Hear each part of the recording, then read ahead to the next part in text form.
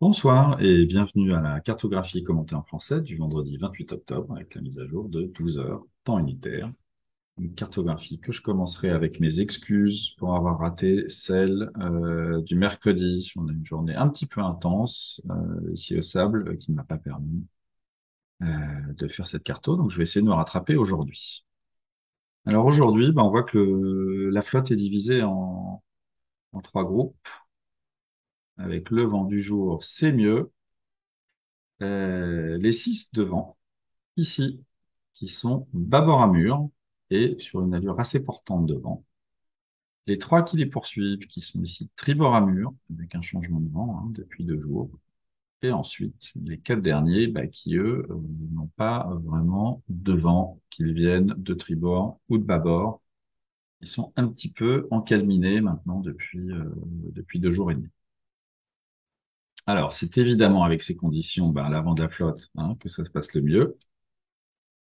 Notamment pour Simon Corwan, avec encore 162 000. Simon qui a battu hier le record de vitesse sur 4 heures avec 7,9 sur un Bisquet 36. C'est quand même pas mal. Il est suivi par Tapio Lehtinen, que, on le sait, qui passe beaucoup de temps sous spi, lui également, à 161 000. Un village Tommy, 160 000, qui lui a battu le record de distance parcourue sur 7 jours avec 1140 000, soit 6,8 de vitesse, ce qui pour un Rosslor 36 avec les pleins d'eau et de nourriture est quand même un très très bon résultat. Il est suivi par Pat Lawless, toujours quatrième, 164 000.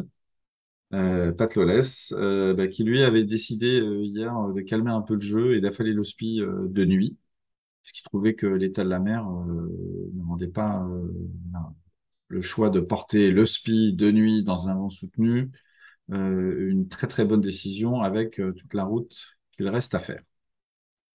Et puis ils sont toujours poursuivis évidemment par Kirsten, auteur d'une très très belle cuillère par le sud. Kirsten qui, elle, eh bien, comme à son habitude, a battu le record de la plus grande distance parcourue sur 24 heures avec 184 000. C'est une moyenne de 7,6 sur 24 heures. Alors eux sont dans un vent assez portant qui leur permet de se plier avec une allure de largue. Et puis Damien, lui, a un vent beaucoup plus fermé. Il est au travers.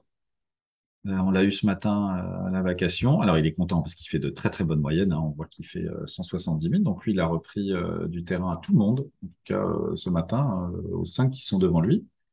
Et il navigue avec son génois, grand voile haute ou un riz en fonction des conditions. Damien, qui est ce matin le seul à reprendre de la distance à Simon Kerwen et qui a battu son record personnel avec 171 000 parcourus dans la journée. Voilà, il a 380 000 de retard, Damien, sur Simon Kerwen, alors qu'il reste pour Simon un peu plus de 1000 milles à parcourir pour arriver jusqu'à Cape Town. Alors derrière, ils sont suivis par Michael, Ertan et Jérémy, alors qui eux n'ont pas les mêmes conditions, puisque le vent a changé de direction. Ils sont maintenant tribord à mur, ce qui veut dire qu'avec le changement de vent, ils ont eu un changement de vague. On voit très bien ici Michael qui est au centre du changement. Donc lui, il a une mer très confuse, avec des vagues qui arrivent dans toutes les directions. Donc, il nous a dit qu'il avait cassé malheureusement la disco ball de la piste de danse de Nouri. Et il était déjà en train de la réparer, puisqu'on sait qu'il danse beaucoup pour faire de l'exercice, Michael. Puis on sait qu'il aime bien la musique. Et Ertan, qui lui a une mer qui a l'air un peu plus rangée, mais quand même beaucoup plus haute, à 3-4 mètres, alors que les autres se promènent dans 1,50 m. 2 mètres de creux. Et Ertan qui lui navigue au quatrième, troisième riz en fonction du vent. Et ils sont suivis par Jérémy qui lui a de meilleures conditions et ça se voit dans sa moyenne puisque Michael et Ertan avancent à 100 000 par jour alors que Jérémy en a mis 123 avec Oleana, le plus petit bateau de la flotte. Derrière, bah, on a eu un petit peu, on a eu assez peu de nouvelles d'Elliott Smith, qui avance quand même bien dans ces conditions assez légères, avec 116 000. Par contre, on a eu des nouvelles cet après-midi de Guy Waits, qui nous a expliqué avoir de gros problèmes de bernique, hein, on le voit dans sa moyenne quotidienne. Il a plongé pour essayer de gratter en mer avec des outils. Il estime que la croissance des mollusques est telle qu'il va pas réussir, en tout cas, à nettoyer sa coque en mer, comme ça. Donc, il est en train de regarder ses options et il n'écarte pas de faire route pour aller ou mouiller ou faire escale de manière à nettoyer sa coque, puisqu'il estime qu'il est plus en course avec ce déficit de vitesse. Et on connaît Guy, c'est quelqu'un qui est très organisé et puis qui est là pour gagner, hein, très clairement, et qui, dans ces conditions-là, estime qu'il peut pas continuer.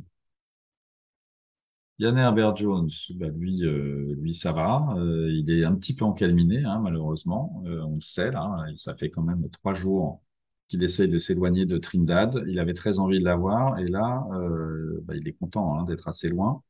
Mais certainement pas assez rapidement à son goût. Avec 40 000 dans les dernières 24 heures. Et puis, Fermant la marche, lui aussi, hein, qui depuis plusieurs jours essaye de passer l'île de Trindade.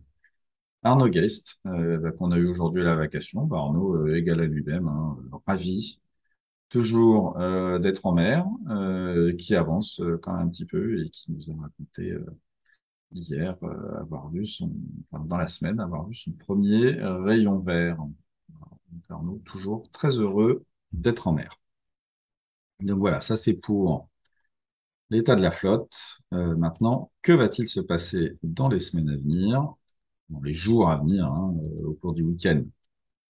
Alors, on voit ici l'anticyclone, hein, qui accompagne l'avant de la flotte depuis quelques jours maintenant et qui leur a permis de faire toutes ces belles moyennes. Bah, lui, il va se décaler ici vers l'est et il va être remplacé petit à petit par celui ici qui va monter. Et regardez bien, aujourd'hui, ils sont tous au bord d'un mur au large.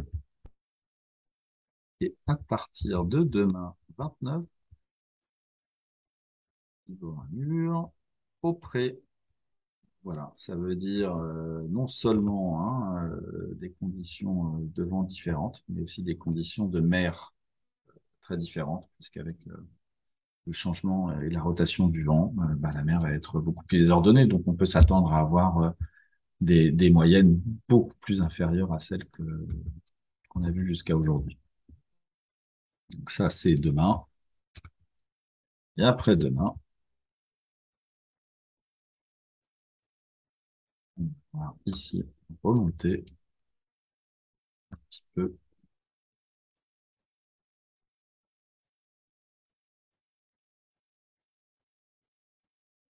du vent de nord-ouest ici, alors que ici, eh ben, ils reprennent un petit flux de nord-est. Donc ça va être voilà, ça va être un week-end un petit peu compliqué avec beaucoup de changements de vent. Je pense que devant, en tout cas dans les 7 premiers, il va y avoir énormément de changements de voile et qui vont pas avoir un week-end très très reposant. Quand on les a à la vacation avec le rythme qu'ils ont, ils sont tous en train de se dire qu'ils vont arriver assez rapidement à Cape Town. Nous, on sait, malheureusement pour eux, que c'est pas encore le cas et qu'il reste encore un petit peu de route. Simon est à 1100 000, à peu près. Damien à 1400.